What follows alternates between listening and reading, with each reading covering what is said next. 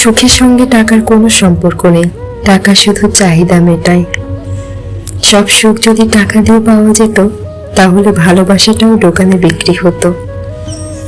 হাজারটা বন্ধু পাওয়া বড় কথা নয়, বড় কথা হলো এমন একটা বন্ধু পাওয়া যখন পৃথিবীর সব মানুষ তোমার বিরুদ্ধে থাকবে, তখন সে তোমার পক্ষে থাকবে।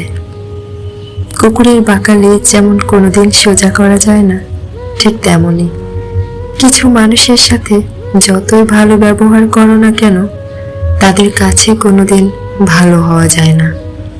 মেনে নিলে তুমি ভালো, না মানলে তুমি খারাপ।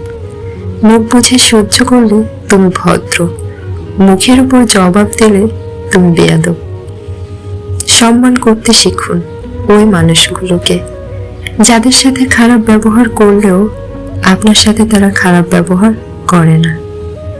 সম্পর্ক একটা পাখির মতো, যদি তুমি তাকে খুব শক্ত করে ধরো তবে সে চাপে মরে যাবে, আর যদি খুব হালকা করে ধরো তাহলে সে উড়ে যাবে।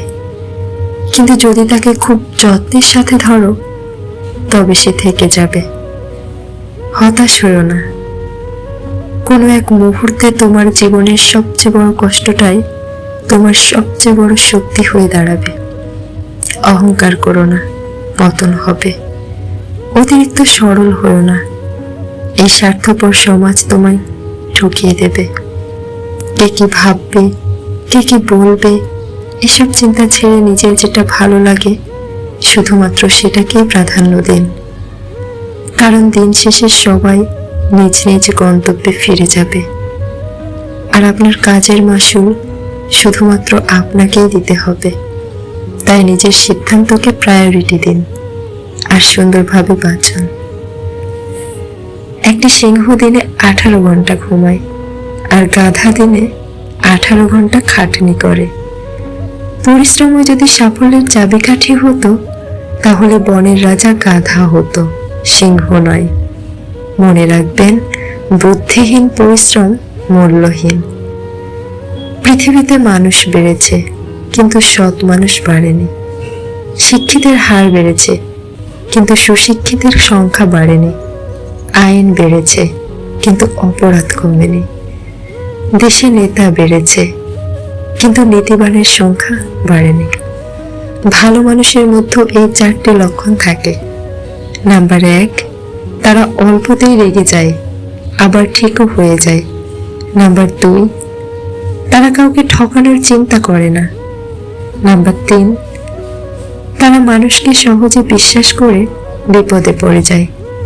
নাম্বার 4, তারা সবসময় চিন্তা করে তার জন্য যেন কেউ কখনো মনে কষ্ট না পায়। নিজের মেয়েকে অন্যের বাড়িতে বিয়ে দিয়ে যেভাবে সুখী দেখতে চান, নিজের পুত্রবধূকে সেভাবে সুখে রাখার মন মানসিকতা রাখুন। জীবনে 2 ধরনের মানুষের কাছে থেকে দূরে থাকো। নাম্বার 1, ব্যস্ত মানুষ। নাম্বার 2, স্বার্থপর মানুষ। কারণ ব্যস্ত মানুষগুলো তার ইচ্ছে মতো তোমার সাথে কথা বলবে, আর স্বার্থপর মানুষগুলো তার দরকারে তোমার সাথে কথা বলবে। কিছু মানুষ আপনাকে ছাড়বেও না, ধরেও রাখবে না।